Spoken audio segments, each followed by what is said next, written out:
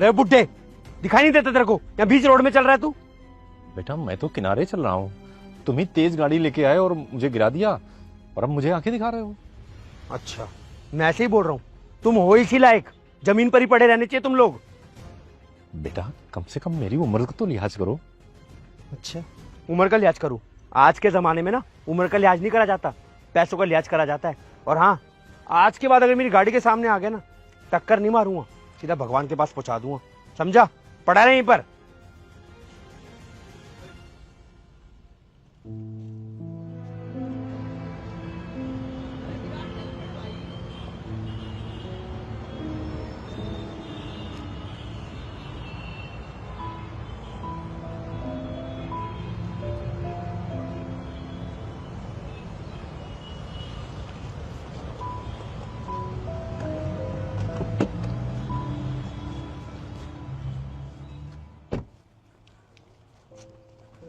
क्या हुआ अंकल, आप ठीक तो?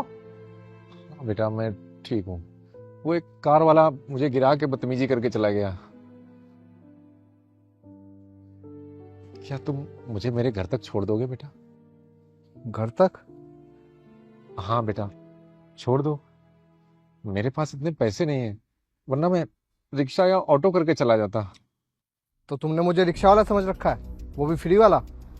अरे नहीं नहीं बेटा, दिखने में मुझे तुम अच्छे इंसान लगे, भले आदमी लगे, बस मैंने इसलिए कह दिया तुमसे। देखो मैं छोड़ तो दूंगा, लेकिन पैसे लगेंगे। पैसे तो मेरे पास नहीं है बेटा, वैसे मैं यहीं पास वाली बस्ती में रहता हूँ। बस्ती में? तभी कहूँ तुझमें से इतनी बदबू क्यों आ रही है। अब तो तू पैसे भी देगा ना, तभी नहीं बिठाऊंगा तुझे गाड़ी में। तेरी औकात से ज्यादा महंगी है गाड़ी।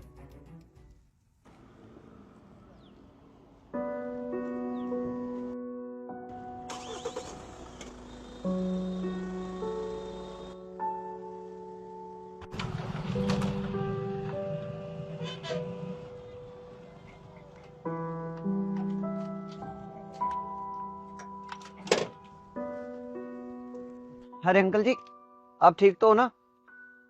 हाँ बेटा मैं ठीक हूँ। फिर यहाँ पे क्यों बैठे हो आप ऐसे?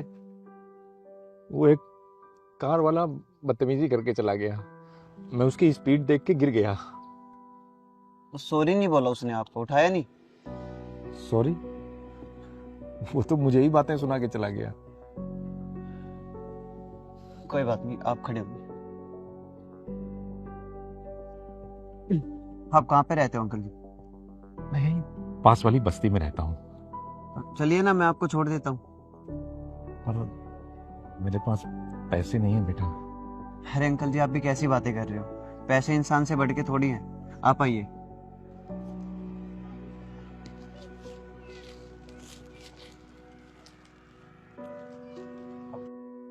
बैठिए आराम से, मैं आपको भी छोड़ देता हूँ घर पे।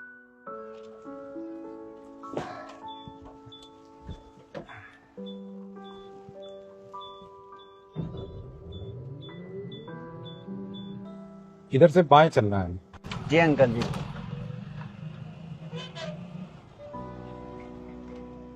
अंकल जी बस आप 1 मिनट रुकना, मेरी माँ की तबीयत खराब है तो मैं उनके लिए दवाई खरीद के लाया था। बस यही पास में घर है, मैं अभी माँ को दवाई दे के आया। कोई बात नहीं, मुझे यहीं छोड़ दो, मैं चला जाऊंगा। अरे नहीं नहीं अंकल जी, बस 1 मिनट लगेगी, अभी दे के आया मैं।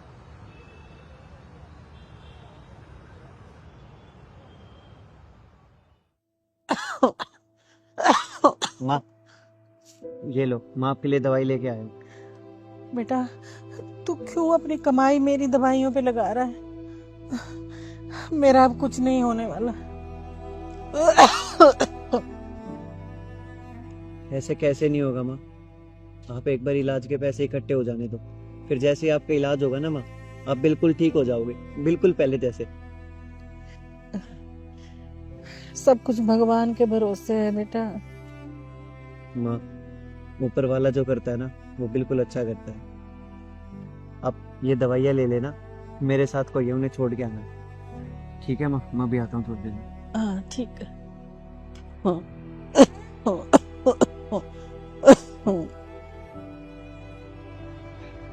हो गया काम बस। चले अंकल जी? चल।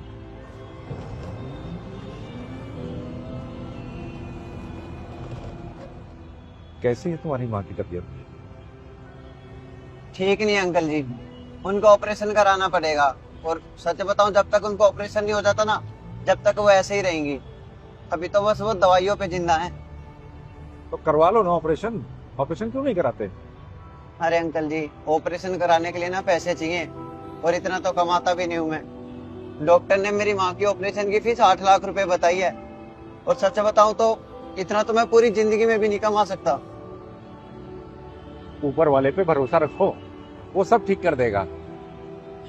भगवान के भरोसे तो गाड़ी चली रही है अंकल जी। बस यहीं रोक लेना। यही है क्या साहब आपकी सोसाइटी? अरे नहीं, मैं इसके पीछे रहता हूँ। आपका नाम क्या अंकल जी? सुधांशु, सुधांशु शर्मा। ठीक है अंकल जी, ध्यान से जाना आप।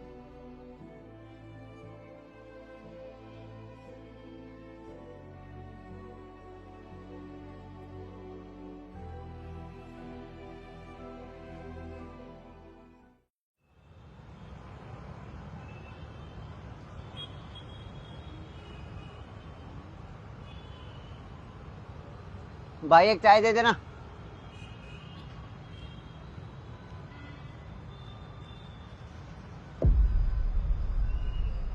ये कट्टा, ये शायद उन अंकल जी का ही रह गया। कुछ नहीं होगा।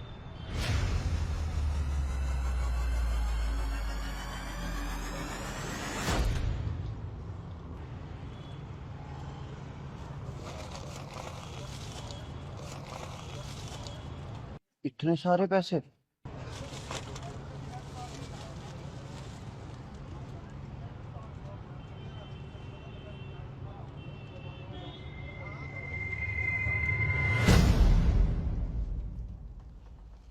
साहब, आप ये पैसे मेरी रिक्शा में भूल गए थे। अरे मैं इन्हें भूल नहीं आया था, मैंने इन्हें जानबूझ के छोड़ा था। पर क्यों साहब? भाई, तुमने मेरी मदद की थी तो मैं भी तुम्हारी मदद करना चाहता था। इन पैसों से अपनी माँ का इलाज करा लेना।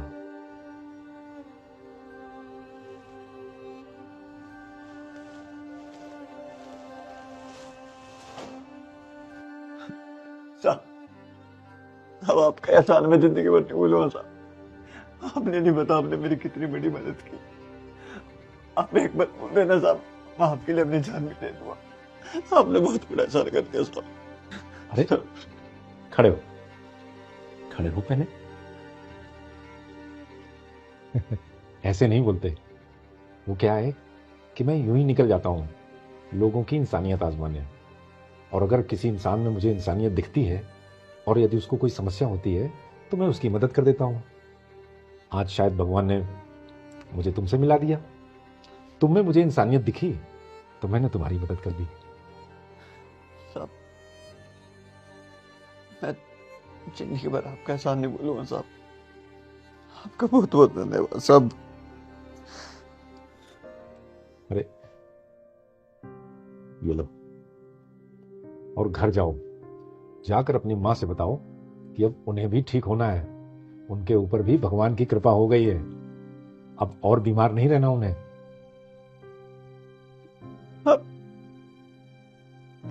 धन्यवाद साहब।